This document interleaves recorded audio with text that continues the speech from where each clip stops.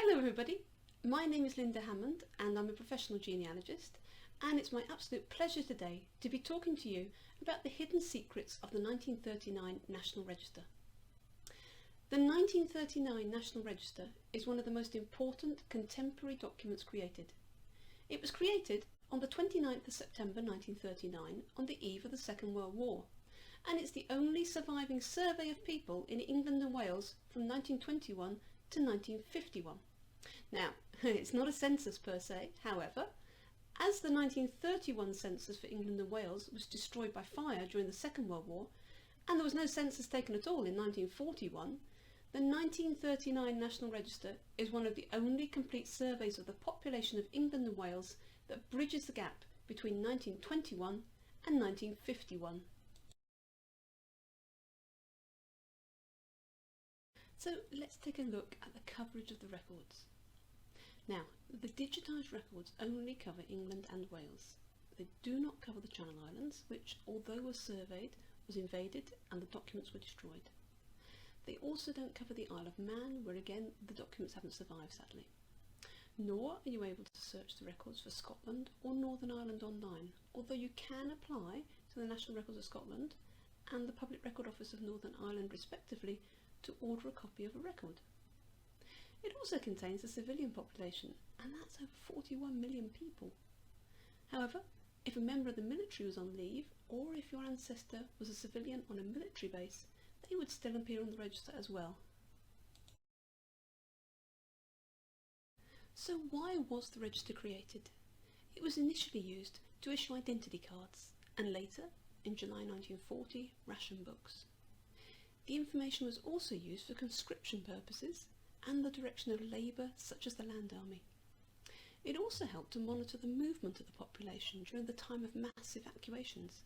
Many people were not where they would normally be due to the outbreak of war. Think of the evacuees who were sent from home, and seasonal workers also, who would be away from home. So we've already said that the 1939 register is not a census. So what information does it contain? Well, it differs from the previous census in that it was not completed by the head of the household, but was written by the enumerator, like the old census used to be. Now, there is therefore a much higher chance of transcription errors. It gives us the name, the address, the gender, the marital status, and the occupation of each person. Now, it also gives us the date of birth as opposed to just the age. However, of course, you are reliant on the accuracy of the information supplied by the person. If they wanted to change their age, then the year may well not be correct. You'll notice that it doesn't give us the place of birth or the relationship of family members. Certain information has also been redacted, so people who could still be alive, so were born less than 100 years ago, would in theory have all their information hidden. So, as you can see on this sample, one person has their information redacted. However, you may be more unlucky and have a page such as this, where the majority of the entries have all been hidden. Now, all is not lost. If a record is closed, then you need to remember that that person will not show up when you attempt a search of the index. But if the death has been notified to the authorities, then that record will have been opened, and you can in fact request a record to be opened upon production of a death certificate. Now, it also differs from the usual censuses taken in England and Wales in that it's not simply a snapshot taken on a particular date. Due to its links to the National Health Service, it's been updated over time, but we will look at that in more detail a little bit later.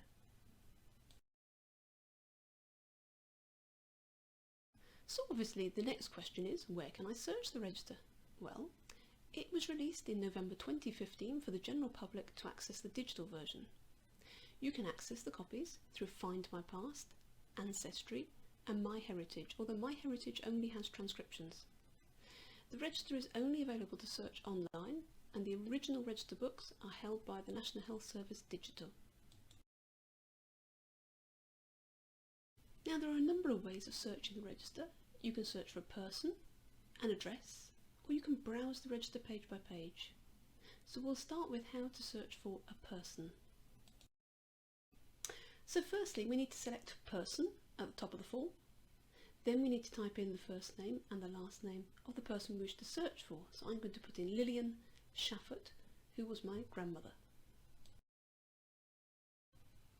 So here's the results page, which shows all the matching people. Now, I picked an unusual name, so we actually only have one result. And as usual, you can choose to view the transcript or the image. So we're going to have a look straight at the image. So here is the image, and here is my grandmother's entry. Lillian Shafford, female, born on the 17th of November 1911, and married. And you'll notice her occupation, like many women, is given as unpaid domestic duties. This, as it still does, refers to housewives. Now there are 3 people shown in the household and 1 is redacted. Now I know my grandparents had 3 children, but I can actually work out who is the redacted entry by looking at the part that appears, like the little loop for the first name and the little loop in the month entry. Now knowing the 3 children's names, I know that this is my Aunt Joan, who was born in June, and her 2 brothers were in fact evacuated at this time. Now you may notice, if I enlarge this for you, some writing in green, the 310 and the H. Now this is an entry which was added later to the register to correct the fact that my grandfather's middle initial had been omitted. It has been suggested that 310 is quite possibly an indication of a death registration, as this used to be the number of the form used to register deaths. However, I've found 310 next to many different types of changes, including adding in an additional forename or initial or even surname, so that seems unlikely, but we will look at these annotations later. Now, you can also use the person search in another way. So you can search for someone by their birth date. You have both the year and the day and the month. Now, as I mentioned before, the year is probably more unreliable than the day and month in case anyone wanted to change their age, for example. However, if you have a common name which is going to yield numerous results, this is an easy way to limit the search results. It's also useful if you cannot find someone you know should be on the register and their name's been mistranscribed. You could enter their first name, for example, and their birth date. Now let's take a look at how to search the register by an address. So firstly, I need to remember to change the little box at the top from person to address. Now you can enter a street name, or if you want to enter a county or a district to limit the search, you can also do that. However, I know that the road I'm entering, Torland Road in Plymouth, is the only one in the UK. So here's the results page, and it shows the road that I'm after, Torland Road, and I click on addresses. So here's the list of the addresses, and the actual number I'm after is number 3, Torland Road. So this time I'm going to click on transcript.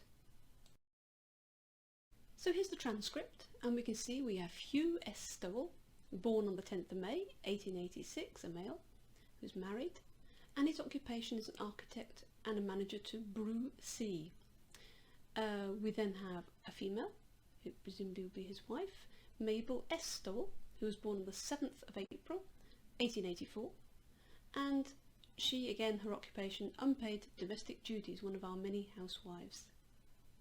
Now let's now click on the image button and actually see the image from the register. So as we can see, when we look at the actual entry, we have Hugh and Mabel at the top. We then have an entry which is redacted, and then we have 2 further people, as you can see on the left hand side, 1, 2, 3, 4, 5 people listed this address. We also have a Joan Williams and a Godfrey H. Williams. We have no idea how they're related to the Stowells.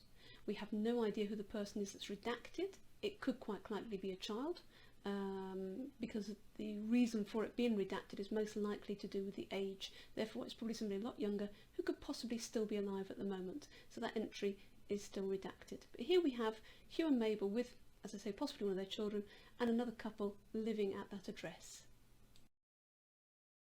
So the last way we're going to look at searching the register is by browsing the register. So if you look down at the bottom right of the page, you will see 1939 register browse, and this is what we're going to click on now. So from here you can browse the register. You can browse by borough or district. You can browse by county. If you know the piece number, so maybe you've already found one family member and you want to browse nearby them, you can enter that. Or if you know the enumeration district letter code and you just want to search within that area, you can choose that. So you enter the information you want and then just click Search 1939 Register, Browse. We're not actually going to carry out one now, but I want to give you a little idea of what other types of establishments you might find listed on the 1939 register. So all different types of establishments were enumerated, and these all appear on the 1939 National Register. Here is a page from Plymouth in Devon again, and this time at the top you can see the Continental Hotel. This would have listed not only the staff but also the guests, and as you can see here, probably these last few that we can see, the last four, were guests, judging by their range of occupations: marine engineers, electrical engineer and cost clerk. Just underneath that you can see an entry for the Royal Marine Barracks. Now here you will actually see there's some families listed, as we have people who are under school age, we have nursery nurse, we have a cook, and we have quite a few housewives listed as well.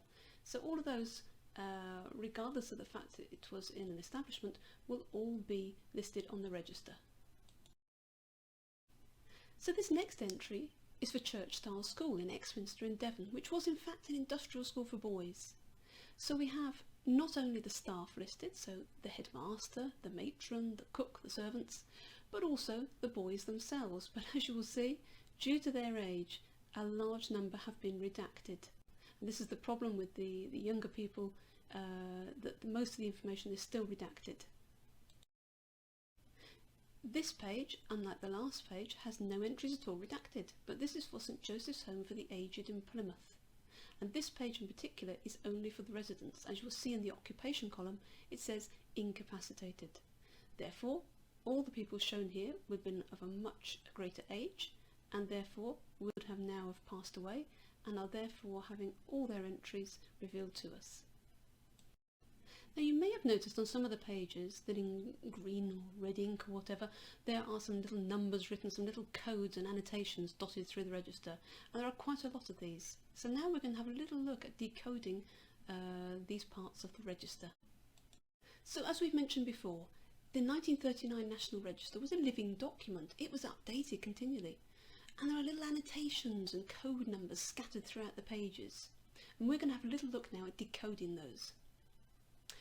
So some of these will have NR denoting National Register next to them. Others, which were written after 1952, when the NHS Central Register was set up, will say CR for Central Register. So it just depends when the annotation was written whether you'll have an NR or a CR. The reason for the creation of the NHS Central Register was that when the NHS was formed in 1948, there was no central index of registered patients with a general practitioner. This meant that as people moved about, they would appear on more than one GP's list and thus inflated their list. So to control this, the 1939 National Register was used as an index to NHS patients. Another annotation you will see is IC or I/C, and this denotes identity card. So if a woman married, then a new identity card would have to be issued in her married name. The register would then be updated to reflect the change and would be annotated with the date and the area code, which we will look at later. Another annotation you will see is a half M/C, which relates to a medical card. This is, according to the National Archives, likely to mean that a medical card was produced, possibly when someone registered with a new GP. Now we're going to have a little look at two columns on the actual form itself. So column 5 of the form asks that you note O, V, S or P. Now this was mainly used by institutions and denotes officer, visitor, servant, patient or inmate. Another very interesting column is column 11, which is on the facing page and is only partially visible. It's only partially visible throughout the whole register. You will never see the whole page, but it can give us some very interesting snippets. These sorts of things usually refer to war service on the home front, such as ARP, air raid precautions. So you may have an air raid warden, you may have a special constable, or you may have a Red Cross volunteer. Occasionally it might actually detail the military reserve or give you a service number when somebody in the military later entered the armed services. Later abbreviations you might see would be PWC, post-war credits, or FA, family allowances. Now there's been no master index made of these abbreviations and code letters, and as the books were annotated by a lot of different people for about 60 years for a variety of purposes, we may never know the meaning of all these scribbles. So here we have the list of area codes. Each area code has 3 letters, and you will see these scattered throughout the register next to annotations. So for example, ADA is London, Bethnal Green. AFA is London, Chelsea. These area codes are particularly useful as during wartime many couples married in places far from where they were born and bred. So the area code next to the entry where there is a change of name will actually tell you where this took place. So let's have a look at some examples. Here are some entries from a page in Stone in Staffordshire. Now you'll see in green ink some notations. Let's look a bit closer. The first one shows a medical card entry, like we mentioned earlier. However, it also denotes a change in surname to Noble, presumably because of a marriage. The date given is most likely to be the date the entry was entered onto the register and not the date the card was issued. The next entry has a different notation. This looks to show a marriage, most likely the reason for the letter M, and RBR is the area code designating Long Eaton, Derbyshire. And then there is the date. Now the changes did not take place immediately, so you may find someone married and the details were not recorded for a few years actually onto the register. So the date shown is not the date the person was married or divorced, it is the date the change was made on the actual register. Now note that the marriage took place in Derbyshire and the person was registered in Staffordshire. These are about 45 miles from each other and in different counties, so you may well have had problems locating this marriage. The last entry has no code at all written next to it, just 2 names written in green, Phoebe, Emma. This looks as though it's simply correcting the spelling of Phoebe and adding in the middle name Emma. This is quite a common thing to actually just change the spelling of a name or add in an initial or a middle name. Now we're going to stay in Stone in Staffordshire for our next record. Here we have an annotation in red ink that says London, Feb. 45, Gaz. Now what on earth does that mean? It's also changed the surname to Menzies Inkster. Now this is a very interesting annotation, a very useful one, as it denotes an article in the London Gazette, hence Gaz. The London Gazette is available online and searchable, so we're actually able to go and find the corresponding article. So here it is. As you can see, it relates to the Grace Margaret Evans from our register entry, renouncing and abandoning the use of her surname Evans and changing it to Menzies Inkster. Now, she doesn't only change her name.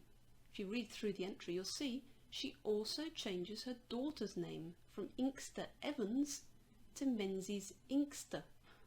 So we have quite a mix here of Evans, Inksters and Menzies changing around.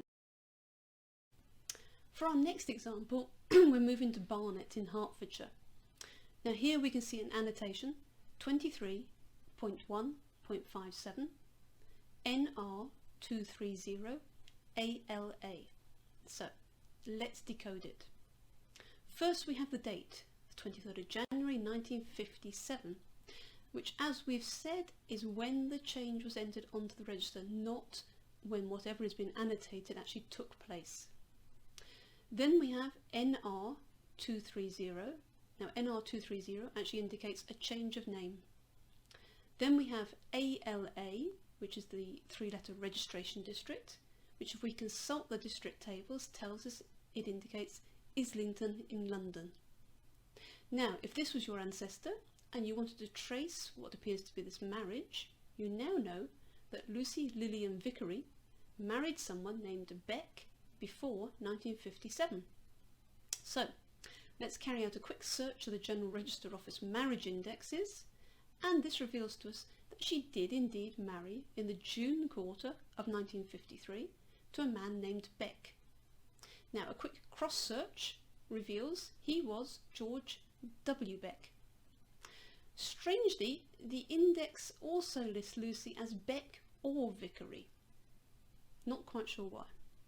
But as we've said before, the marriage was in 1953. The annotation showed 1957, as it took 4 years to update the register.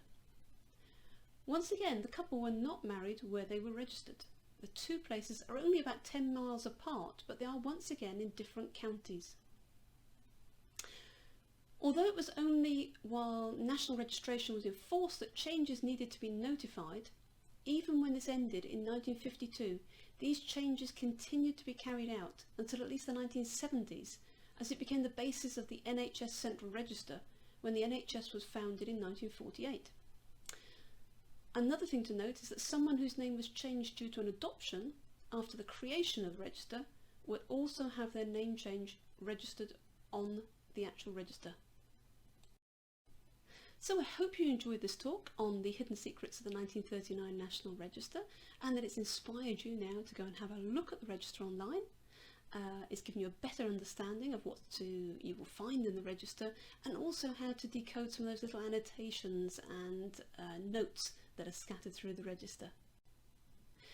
If you'd like to contact me, then my website is www.lindahammondresearch.com.